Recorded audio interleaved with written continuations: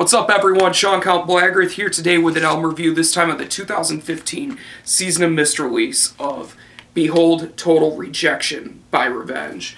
If you are not familiar with Revenge, they are a Canadian Black Death war metal band from Edmonton, Alberta, Canada. They formed after the breakup of the legendary Conqueror.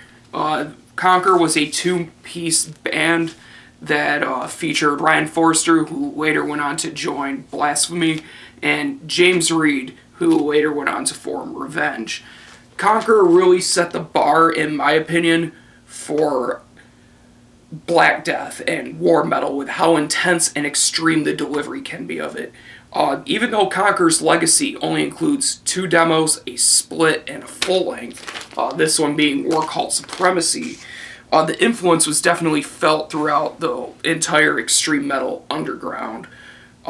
They took the sound of Blasphemy, Beherit, Sarcophago, and just pushed it to such a barbaric extreme where it almost just became grindcore. And it's just some of the most chaotic music ever created, in my opinion. The only stuff that I can really think of that tops it would be Tetragrammaton and Secpig. But I digress. After the breakup of Conqueror, James Reed went on to form Revenge, where he released 2 EPs, Attack, Blood, Revenge, and Superior Command Destroy, where he had session musicians for those, and he later on recruited Vermin and Pete Helmkamp, who was on Triumph, Genocide, Antichrist, Victory, Intolerance, Mastery, and Infiltration, Downfall, Death. Now, once when Pete Helmkamp parted ways with Revenge, they continued on with Vermin being just being a 2-piece band, being Vermin and James Reed. And for live shows, they have a member of Antediluvian on bass and vocals. They released Scum Collapse Eradication. I believe this is back in 2012, if I remember correctly. I could be wrong on that. And then earlier this year, they released a split with Black Witchery called Holocaustic Death March, Humanity's Doom. This is the song, their side of the split, Humanity Noosed. When I heard Humanity Noosed, my expectations were huge. As you can tell, I am a big Revenge fan. Every single album of theirs, it's always been very consistent in sound, and they're a very consistent band in their delivery. But at the same time, there's always a slight variation in terms of intensity and the different shades of almost noise that they bring forth. When they announced that they were being signed to Season of Mist, a lot of people had doubts that they were going to sell out and that they were going to water down the Revenge sound and become a more commercially accessible band. And from the moment I heard that, I laughed at those idiots, because Revenge will always be Revenge. They're the most uncompromising band in metal. And you know what?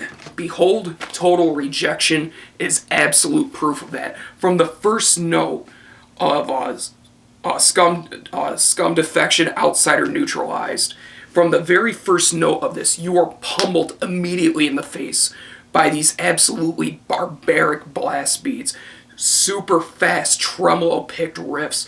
The chaos that just comes out of your speakers is something that is completely a total fucking mess, but at the same time, it's a controlled mess. The best way to describe this album is to put it in terms of that where it's not musical is, you know that at every amusement park there's that one terrible roller coaster that is built so shaky, and you always think, damn, the next person that goes on that is going to die, it's going to collapse, it's going to fall off the rails, but somehow it never does. That is Revenge.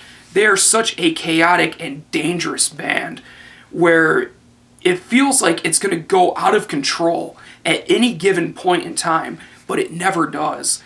The guitars are just constantly, absolutely ferocious, buzzsaw guitar through the riffs. all the way through the songs, just absolute buzzsaw guitar assault that leaves you sitting there completely stunned. The few times that they do slow it down, it brings the barbarity of the music to an absolute height that I didn't think they could honestly achieve. Is something where it's that absolutely barbaric. But when they slow it down in songs such as Wolf Slave Protocol, Choose Your Side, or even Scum Defection, Outsider Neutralized, when they really slow it down and it becomes more of a groove-centered, as the Needle Drop put it, more mosh-friendly riffs, it brings it to a level where it just almost pisses you off because you just...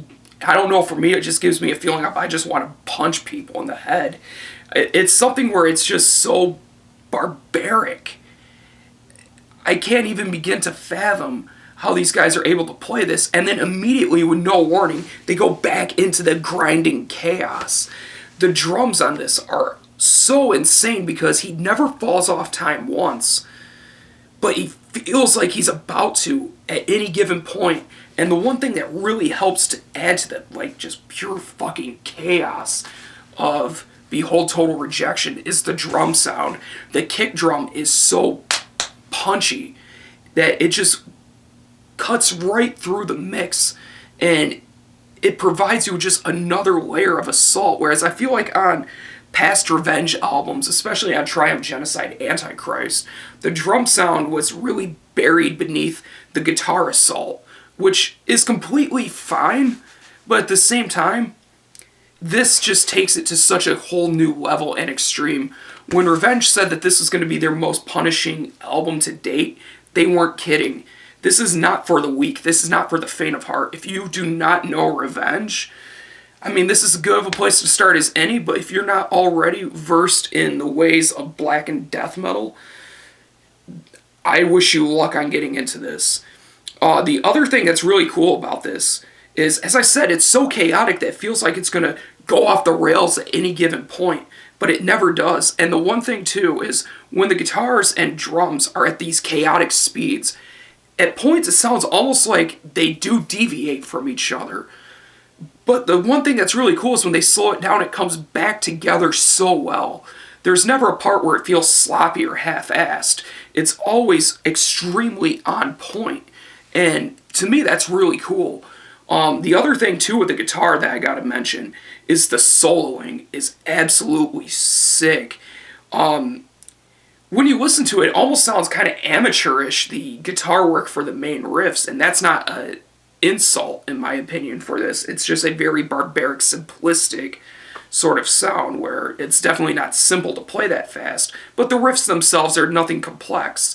But when the solos come in, sure, it's nothing that hasn't been, it's nothing groundbreaking what the solos do, but they're so tight and on point. There's never a note that's botched. There's never a single part that just sounds kind of, It's always on point.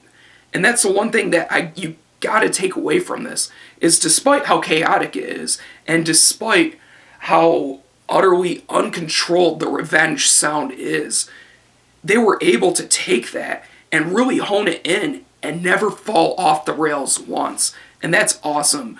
One thing that I was trying to figure out how to put, and my good buddy Josh Armijo, aka RunnerJMA, link will be in the description to his review. Go subscribe to him and check him out. The dude's an awesome reviewer.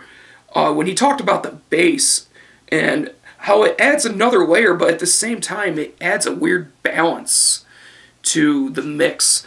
Because while it's distorted and just as heavy as the guitar, and it's not very prominent in the mix, it's still there, and it provides this odd sense of balance where you have all this utter chaos, but the bass sounds clean enough. It's still gritty and dirty as the rest of the album, but to me, for some reason, the bass kind of adds to a little bit of clarity, and that's another thing that, in a way, the clarity adds to the chaos. They're not using production as a crutch.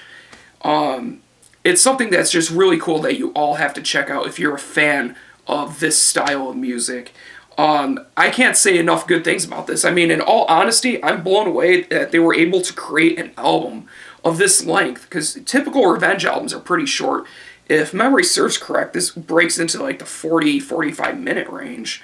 And the final track, Nihilist Militant, Total Rejection, that song is 6 minutes long and it never lets up. But at the same time, it still feels fresh because despite how noisy and abrasive this album is, it's different shades of noise, and it's always different, despite how it feels kind of same-ish. It's a very familiar, and there's a comfort in the familiar, and this album really plays into that. So if you're expecting something new and groundbreaking from Revenge, you can get the fuck out, because you're not going to find that here. You won't. Plain and simple. But what you will find is absolutely barbaric, extreme, crushing, primal, very visceral war metal. It's something that just is so chaotic and so pounding that you feel almost changed after you listen to this album from beginning to end. If you're a fan of grindcore, you can definitely get into this.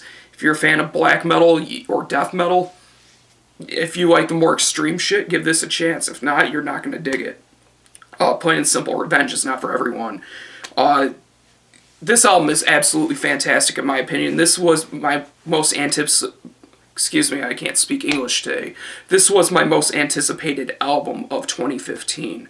And it did not let me down for 1 second.